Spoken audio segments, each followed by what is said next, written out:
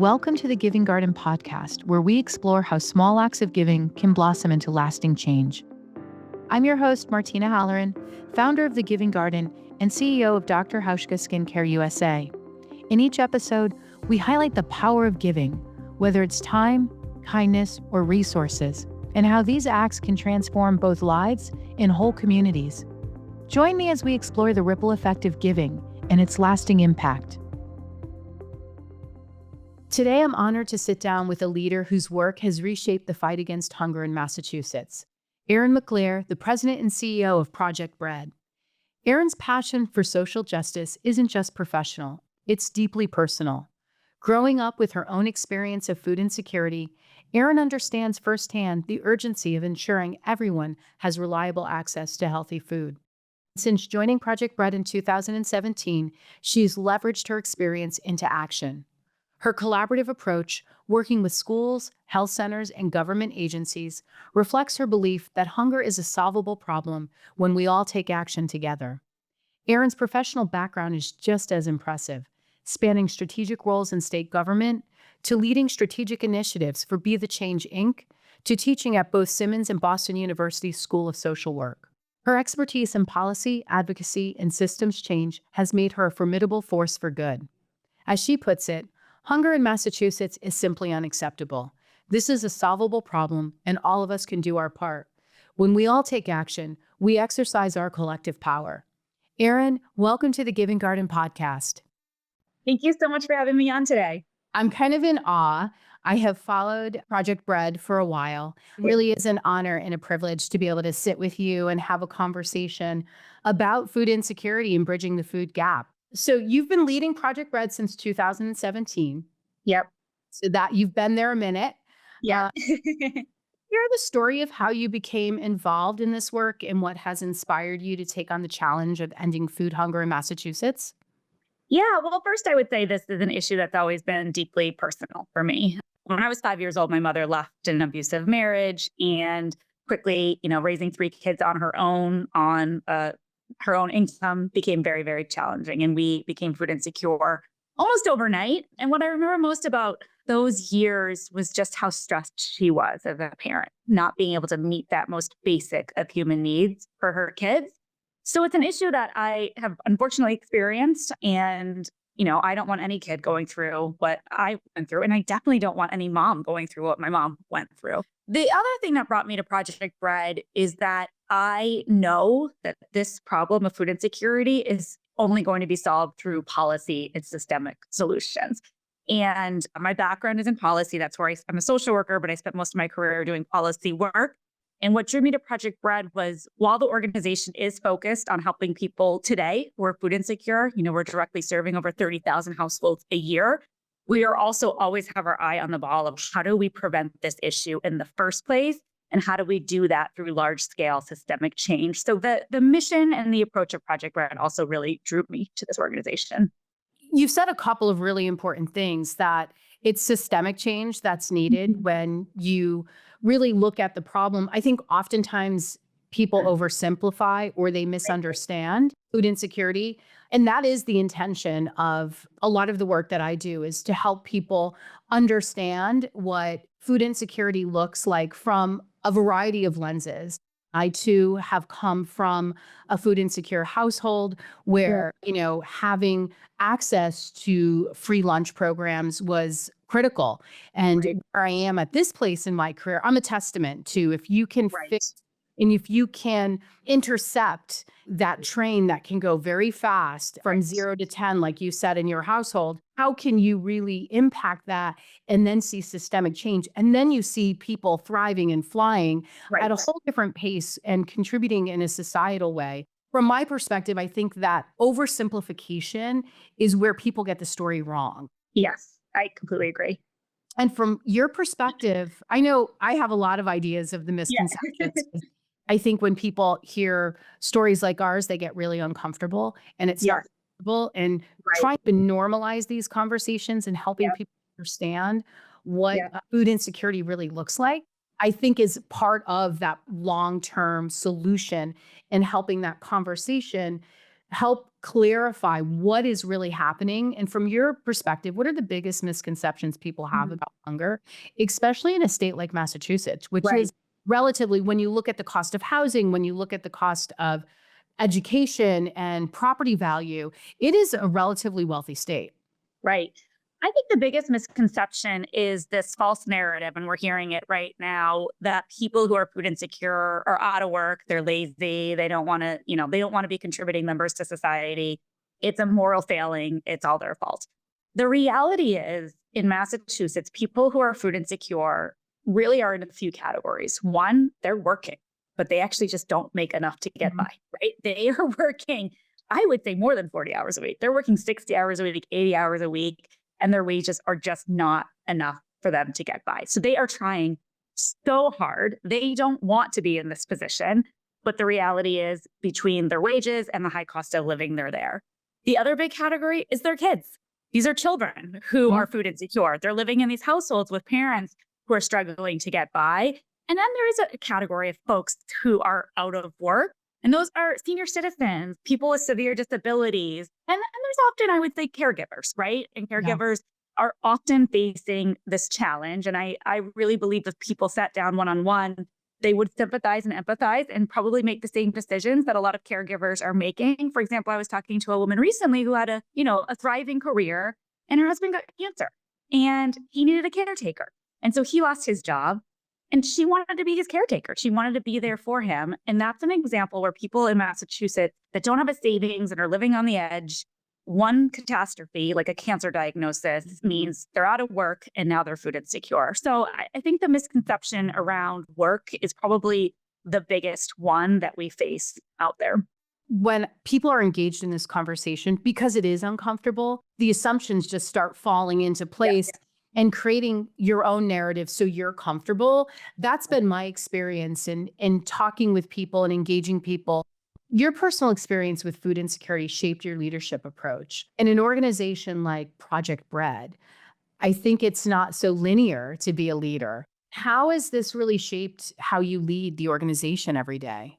I think it, first of all, shapes that I don't think my mother is an example of an individual failing or moral failing. I actually think what she did to leave an unsafe situation, knowing the financial precariousness of it, was actually heroic, right? What she actually did, I think most people would say, wow, that she made the right decision. And so systems were broken, right? She should have been able to make that decision and known that my kids will be fed, right? I can get out, I can leave this unsafe situation, but I don't need to worry about this basic need of my kids being fed. And so, in Massachusetts, with the high cost of living state, 20% of families with kids are food insecure. That's 1 in 5 families. This is a systemic issue, right? We just have to name it. And as a leader, that's what I'm consistently focused on, is how do we put systems into place to make sure no one is put in the situation that my mother was put in. If there's somebody out there today who is worried about leaving an abusive marriage because she's just not sure she'll be able to feed her kids, well, in Massachusetts, she knows, okay, they're going to get breakfast and lunch. When they go to school today, they're going to get 2 solid meals. That alone might be enough for somebody to leave a dangerous situation. And so that's what fuels me, is the reality that I know my mom's story, but also the folks that we, have the privilege of working with at Project Bread are not examples of moral or personal failings. They're examples of, they have been harmed by systemic failures that have been created around them. That's a very critical point from my perspective, the systemic aspect, because hunger is not just a lack of food. It's tied Right. to deeper systemic issues, economic inequality, systemic racism. When you think Mhm. about red district, you think about all of the things that have Right. happened that lead people to this place. How does Project Bread approach these very complex and very interconnected challenges?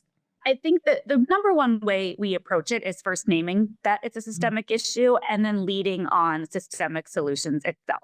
As you mentioned, there are so many contributing factors to food insecurity. When you go back to the economics, it's wages. But when you talk about things like redlining, that comes down to who has housing in Massachusetts and therefore who's accumulated wealth in Massachusetts. In Massachusetts, housing is the number one source of wealth. Well, if you were a Black family that was restricted from buying a home in certain areas in our state, you did not accumulate wealth at the same rate as white households. And not having wealth, what that translates to is when a crisis happens, you don't have your own personal safety net Mhm. to fall onto. So at Project Bright, it's just naming that and recognizing it. And then also saying, well, now we need systemic solutions to respond to that. We cannot solve this through food drugs. We need to respond to a systemic crisis with systemic solutions. And that's why, as an example, we've led on campaigns like universal free school meals, making sure every kid in Massachusetts has free school meals. That means today in Massachusetts, 900,000 kids have free breakfast and free lunch. So responding to these systemic challenges with systemic solutions, our goal is, we know we can't solve all the problems of the world, and there are so many, but we can solve this one. We can actually make sure people aren't worried about the most basic need of food. We can solve this one and take this one off the table and get to work on solving some of the other ones. From your perspective, if you could identify something in the state of Massachusetts that would need to shift to really eradicate, food insecurity. Well, we are doing it right now. We are proving it right now. And it is making this issue part of healthcare. Uh-huh. And now this isn't rocket science. The Yeah. food you put into your body is part of your health, right? And we all know that. And there's lots of research and lots of data, but it hasn't been part of the healthcare system. And so what we're doing in Massachusetts right now, and Project Bread is one of the leaders on this, is we're using medical dollars, which have traditionally only been used for doctors and prescriptions, to treat food insecurity. So patients at Project Bread work with one of our counselors for 6 months. They are signed up for programs that they're already eligible for, like SNAP, formerly food stamps, or the WIC program for pregnant women and babies. We give them grocery store gift cards, kitchen equipment, cooking classes, nutrition counseling, and it's really integrating this into the healthcare system so that their health improves. And that's an example of a systemic solution, just recognizing we cannot solve this issue through charity alone. We need to integrate it into the system that is about overall health, and that recognizing the food you put to your body is part of your overall health. It's music to my ears because health and wellness and Mhm. access, what comes to mind when we have this conversation is the idea of access. And often people who are food insecure, there's a limit to access, whether it's physical, whether it's Right. geographical, whether it's financial, and getting connected to the resources that they need. When you look at underserved communities, whether they're people of color or people in an economic deficit, you understand that they over-index in high cholesterol, high blood pressure, Right. diabetes, all of those things that are usually generational when you look Right. at a family's history that traditionally don't have access. With your organization, it seems like you have so many entry points in this Yeah. idea of wellness. How are you creating access? Or can you give us some of the programs that really help people access what you're actually talking about? Yeah. I mean, I think what we've recognized, the biggest barriers are, there's two. One is economics. It's just not being able to afford food. And the second is stigma, right? And we just have to name it this issue. And that's what my mother went through, right? When she was food insecure, it was the 80s and all these false notions about single woman and what it meant to be one. And it kept her from, accessing these programs. So what we really focus on is both of those things, making sure we're giving one people the economic means to be able to purchase not just food, but healthy food of their choosing, but then also making sure these programs are integrated into systems so that the stigma is removed. And so universal free school meals allows for that, right? Every kid gets it. It's normalizing it. And so I think that making sure we don't ignore the economics of it, address that head on, but then also recognizing that we have to acknowledge that just decades of false narrative and stigmatization around this issue have itself created a huge barrier to access. When we continue to talk about access, you've talked a few times about school lunches, which is such a Yeah. powerful, powerful tool in taking the stigma away because we talk about the parent or the caregiver in the household. It's very traumatic for children to be stigmatized. Right. Free lunch programs 20, 25, 30, 40 years ago, I'm dating myself, came with a lot of stigma. And you had a Yes. different lunch ticket and you Yes. hoped that everybody didn't see. And then because Right. you didn't want to be embarrassed, sometimes you didn't get the free lunch because you Right. just did not want to expose yourself in that way. Right. when kids have access, they're on equal footing. They Right. have the opportunity that the child sitting to the right and to the left. But then comes summer. And that is such a challenge. And when you hear people on the news saying, well, kids should work in the summer, well, where does a 5-year-old get a job? I mean, Right. it's a little Right. mind blowing. The Summer Eats program, I'd love for you to share a little bit about that because it seems like it's a continuation of free lunch programs that happened during the academic year.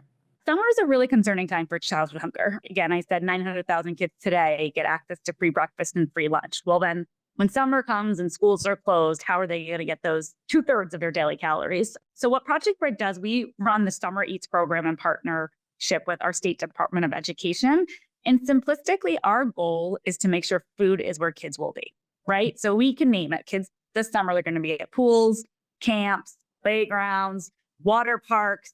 We work with partner libraries. We work with partners at all of these places to set up summer meal sites, and they can offer breakfast, lunch, supper, all three, one, really depending on when the kids are going to be there. Last summer, we set up over 1,400 sites across Massachusetts. They're free meals for kids. And again, from the stigmatization standpoint, they're open for everybody. And it's just part of you're at the playground and someone's passing out healthy lunches, right? It's just part of the experience. So that's one example of how we work in the summer. We also support our state agencies in the summer EBT program, which is a little bit more targeted, but for families, they get an electronic card to be able to purchase food in the summer. And the reality is that our Summer Eats program, those 1,400 sites are incredible, but some kids can't leave their home for safety Yeah. reasons. They might not have a caregiver to walk them down to that playground or that park. So we want to make sure we're reaching those kids as well. So we support both of those programs to make sure that kids have access to meals during the summertime. It's amazing. And it takes a village. It sounds like it takes a village and a force. Yeah. And that takes me to the community part of it. Your organization is community first approach. Why is it so important to really create a space for the community to be involved? For people who aren't food insecure, to get involved in what is happening and what the needs are? I don't think we can solve this without that. We've tried top-down approaches to anti-hunger solutions for decades and decades, and it just doesn't work that way, right? We really need to be listening and learning from people who are experiencing food insecurity. What are their needs? What programs would work for their families? What kind of flexibility or dignity or decision-making do they want to have over the food that they're able to access? What access points do they trust? Who are the messengers in their community? Where are they getting their information and where will they go to seek support and resources? So I just believe or know we can't solve this problem top down. It's not going to work having people who've never experienced food insecurity sitting in a room drafting policies or drafting programs that they think are necessary. And why that's a little bit radical, to be honest with you, is because that's how it's been done in our country. Most anti-hunger solutions in the United States of America started either with surplus food. Okay, we've got extra food. What do we do with this extra food? Or started with a volunteer, giver model. And obviously that's rooted in benevolence and kindness, but it hasn't worked. It hasn't worked in having this top down of here's what we think is best for you, and we're going to devise this program around it. We really need to shift the narrative and make sure people who are experiencing this issue are the ones driving the solutions. I think the dignity piece, when you talk about the people that are affected really driving the issue, dignity is a big part of that. And while you may have some needs or you may have financial gaps, you still want your dignity and you still want to be able to have some autonomy and decision making for your household or for yourself or for your children. And the top-down approach, there's a limit. It's a very linear, you're in a lane, this is what you get, and you don't get upset. What that takes people to often is, one, I'm not going to access it because it's not food, or they're not hearing me. Or it also takes you to this hard right turn into healthcare issues. Because now you're stepping outside of space where they're not engaging you in a way that is addressing you as a whole human and on equal footing. And in order for somebody to receive the information, it needs to resonate. And when it doesn't resonate, is specifically on this issue, then they're making choices that are really unhealthy. Right. And I think it goes back to that health policy and integrating into healthcare. And how are we doing that? And how is that system affecting change How do we then allow people who have been impacted to continue to impact change down the road? Right. Absolutely. And I think people have cultural preferences. People have picky kids. Right. I do. Right. And so, giving families the choice to purchase and prepare food at home that they know their family will eat, that's wholesome, that's culturally appropriate. That's what we should all strive for. I often say too that you and I are probably going to go to the grocery store like over the next, few days. And that's the system where we're getting food. Low income people should be part of that system too, right? It doesn't make sense that we have a separate system of, emergency food and volunteering just for them, that they have to participate in a different system. So how do we come up with solutions where we leverage the existing grocery store market and make sure people are able to participate there? And then how do we make healthy food more affordable? And that, you hit on it. And a lot of times, and going back to what are some of the misconceptions, I talked about work, but it's also obesity. A lot of people think, well, if people are overweight or obese, they can't be food insecure. And that's actually false. What ends up happening is folks don't have enough money, so they're stretching their dollars, and processed cheap food stretches your dollars a lot further than, buying fruit and vegetables and whole grains. And so that's just another reality and a misconception about this issue. You were in my head there because I think that part of it is twofold. It's stretching the dollars and then access, because a lot of low Right. income Right. families, households do not live in places where there's a full grocery store Yeah. or they have access to transportation. So it's Yeah. the bodega or it's the convenience Yeah. store, and what's available there is Absolutely. is affordable to them and accessible from a geographic perspective. So that financial perspective is one perspective and the geographic Right. perspective is the other. And one of the things that I love about Project Bread is because you are creating access, you have a food source hotline. And Mhm. I would love for our listeners to hear a little bit more about that, because that is about creating access. Right. So it's our oldest program at Project Bread. It's a toll-free, confidential line. Multilingual coordinators and counselors can answer the phone. And it's really about helping people connect to all the different food resources that are available to them. So again, it's confidential. We're not a government agency, but we can help them identify if they might be eligible for federal programs like SNAP and WIC. But we also might be able to tell them, like you were just naming, there might be a community farm in their community that having subsidized CSA shares, right? That we could say, did you know about this? Let's sign up for that. And just helping them identify what are some of the programs that they might not be aware of that would help them put healthy food on the table. So it's comprehensive, it's confidential, which I think, especially in this moment in time, is really, really important for a lot of households. And it's compassionate. When we're discussing, hotlines and access, one of the parts of the population that really comes to mind are elderly people. Right. And I'm hearing more and more and more that there is a significant struggle within that population. And we're talking 70, 75 people who are really well retired. Right. And they have limited mobility at times. And a lot of times they can no longer drive. Do you have programs that really identify and specifically work with the elderly population? Yeah, I mean, I think, you named it. Also, a lot are living on a fixed income, right? They might be living on Social Security, and a fixed income when inflation is happening puts people in a really precarious situation. So certainly all of our programs, the Food Source Hotline, our healthcare partnerships program, are targeted at all, at that age group as well. I'll share one story. I had a man who was part of our healthcare partnerships program who I think was in his 80s, and an example of like a generation that didn't ever want to ask for help. Right. He just felt Mm. like there's got to be people there that need this more than me. If I participate, am I taking it away from somebody? And so we've really tried to say, no, that's not the case. But he sent me an email overjoyed because for the first time in his life, he was in his 80s, he had a refrigerator because of Project Bread, and he couldn't believe the food he was able to eat in. So here is a man who had been eating shelf stable food, probably had like gone through the Great Depression and, survived on that food and had been continuously eating that for his whole life, got a refrigerator, and he was telling me all this new food that he was eating.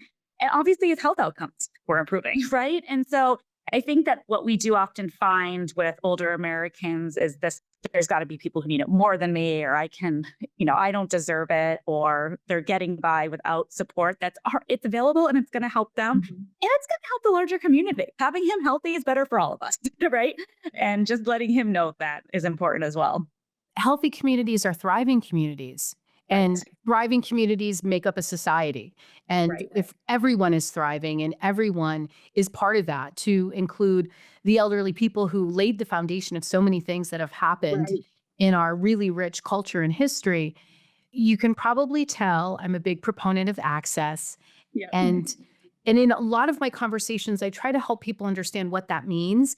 And I think Hmm. somebody from the outside looking in may not realize having a refrigerator is access, Right. because now you have a different entry point into preparing and eating and holding food in your household Right. and things like that, to the Right. common society who aren't really thinking beyond, I have a 9 to 5, I'm really busy Yeah. at work, my life is so busy, and I'm trying to build generational wealth through I bought a new house, I bought a new this. And Yeah. I think when you take a step back, access hand in hand with policy change, because policy change, a lot of people think, wow, that's so overwhelming. It's so Right. big. It Right. is Right. so beyond my scope. And that's Right. what I often find when I'm having conversations with people, Yeah. that they feel the issue is so big that what Hmm. can I do? Hmm. But we get too many of those people that say, "What can I do?" and then walk away thinking Right. nothing. There are so many things that people can do, whether it's small, medium, or big. It doesn't have to be momentous action to have impact. Yes. And I would love to hear a little bit about, and I think our audience would love to understand, one, what are some of the things people who would like to help or Right. aren't sure how to help or where to go? What are some of those things you might be able to share? Yeah. I mean, a very simple one is to start to deconstruct these false narratives, right? So the next time you're at a dinner party and somebody says, I'm glad they're going to cut people off the SNAP, none of them are working, reference this conversation, right? Reference this reality and talk about the cost of living and people who are working in low wage jobs and not being able to get by. So that's a very simple one, right? Start to stand up, and that's hard, right? I know that these conversations, usually when somebody's coming at it from that angle, they are like, they believe what they're believing and they're Mhm. saying it in a very strong voice. But that narrative is taking over, right? And that's causing political challenges right now. The second thing I would say that's a simple thing to do is, you can go to projectbread.org and sign up for our action team, and we will tell you when to reach out to legislators when it matters. What we often hear is if a legislator hears from 9 people on an issue, that's a big deal, right? And that's how we were able to get universal free school meals passed here in Massachusetts. You can support our work through donating at projectbread.org. Or if you live in Massachusetts and you really want to walk with us, we have our annual Walk for Hunger on Sunday, May 4th this year on Boston Common. And that's a great community event that's about raising awareness and also raising funding to support these important initiatives. That is really the message, that when we say solvable, that's because everybody is acting in a way that's moving forward to create the space to have the conversations. Right. That is such a big part. There are Hmm. societal systemic shifts, and it is in the Right. way we talk about this, Right. eliminating the stigma, being Right. really honest Right. about Yeah. the narrative that is currently out there and the Right. narrative that needs to shift to really Right. give people the space to say, you know what, this is what food insecurity looks like. I Yeah. think it needs to be this reality of this is a very human problem, Hmm. and it's a society, it's a community problem. And Right. what often happens is it's those people. Right. And I think a lot of people don't really get the fact that they may work with somebody Hmm. friends with. They have a coffee with them and Yep. they're social with them. But that friend at work, that work friend may Yeah. be bring food insecurity, and they're looking at them like, oh my gosh, they're the hardest worker. They work the hardest. They come in early. They Right. stay late. And I think really changing the narrative has been one of the biggest Yeah. challenges on the day to day. The Yeah. systemic shifts, the legislation, all of those Yeah. things that absolutely Right. need to happen. But Right. if we don't have people literally at the street level Right. voicing this issue and then take away adults out of it, bring it Yeah. down to children. Right. How do we expect as a society, a 7, 8, 9-year-old kid to access food if the parent in the house doesn't have access? That's where I think the troubling conversations when people start saying, oh, we're talking about kids. Right. We're Right. talking about people that can't work. We're Right. talking about people that are doing the best they can given the situation they're in. And I Right. think it starts to become more and more human. Absolutely. That is the piece that I feel has been the biggest misconception and the bootstrap conversation. Right. I don't want to hear Absolutely. bootstraps anymore. How can Yeah. somebody pull themselves up from their bootstrap if they don't have Right. boots? Right. And Exactly. I wouldn't speak from your experience, but in my experience, people point their finger at me and say, well, you did it. Well, Right. I had so many things happen in my life that were supportive and encouraging and helped me pivot in a way that somebody else might not have that. And Yeah. I got lucky a lot. I got lucky. Yeah, a lot of it's I luck. had a lot of privilege and a lot of luck, right? Yeah. And I know that, right? And not everybody has that same level of privilege and that same level of luck. And we shouldn't have to wait for that. Kids shouldn't No, have to be fortunate to get, lucky, or everyone should have access to this most basic of human needs. access to fresh food sources, I truly believe is a fundamental human right. Yeah. And if somebody cannot feed themselves, they cannot participate in society in a way that is really healthy and productive for everybody. Right. That is the one thing that I often leave people with when I'm having Mhm. conversations is that we want a thriving society. We want a thriving community. I often think about gardens and farms, and when farms are really thriving, when the ecosystem on a farm is really Right. healthy, the yield from that year is Right. incredible. And it's usually bigger than the year before. Right. And that's how I look at our communities, like big thriving gardens. When I look at some of the things that you're working on, one of the things and one of the initiatives is make hunger history. Yeah. It's huge. Make Yeah. hunger history. Yeah. And it's a little bit of a play on words too. Yeah. Yep. I know it's ambitious and it's Yes. groundbreaking. Can you share a little bit more specifically what that is all about? Well, first of all, I would say, like you said, that thriving community, that thriving garden, it's a thriving nation. Again, when there's this many people in a country like the United States of America who can't meet their most basic need, you are going to have a disgruntled population, and you're going to have major repercussions from that. And so I think there's also this imperative, not just health and education, but from a democratic standpoint, we need to address this issue. Too many people in our country are not able to afford food, and that's unacceptable. So what Make Hunger History is, it's the first of its kind effort here in Massachusetts. We've been bringing together partners to really sit at a table and devise, what do we need to do? How do we need to work together? What are some new innovations? What are some policy solutions that we need to be driving towards? How do we build that movement? How do we change that narrative?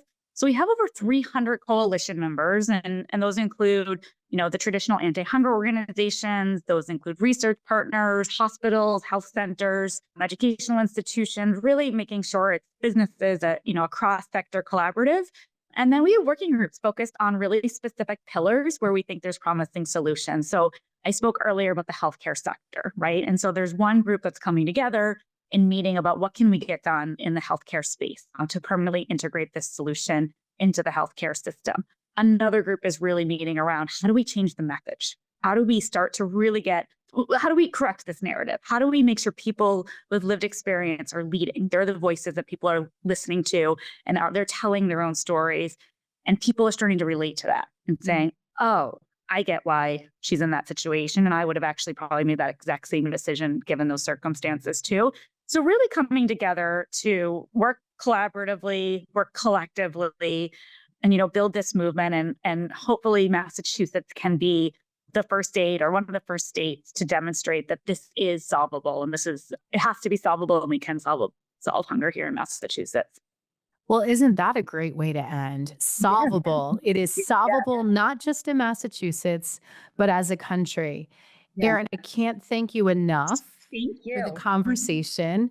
I appreciate your time, but more importantly, when we think about, hope for the future, I would love for you to just kind of leave us with a thought or two about where you're going, where your organization is going. Yeah. I think what I'm really hopeful right now, what I'm seeing is, there's two groups that I have seen really coming forward and really fighting for this issue. And one is people with lived experience. Project Bread, we have a council of experts with lived experience, we have ambassadors, and they are brave because, again, that stigma that has been a part of this for so long can make it really hard to get involved. And this group of individuals is saying, no, we are going to share our story. We are going to make sure that we correct this narrative. So that group gives me hope. But then also youth. We're working with eighth graders across Massachusetts who want to take this on as their issue. I would love to be part of, the generation that solves hunger. But if it's not me, I'm so excited for it to be this next generation who are just saying, like, enough, like, we can solve this, but let's just get it done. And as eighth graders are already willing to take it on. So the future is bright with those two groups leading the charge, in my opinion. I love that. Thank you. With what appears to be an unsurmountable issue, the fact that you and other people think there's hope and it's bright and it's solvable and it's doable gives me hope.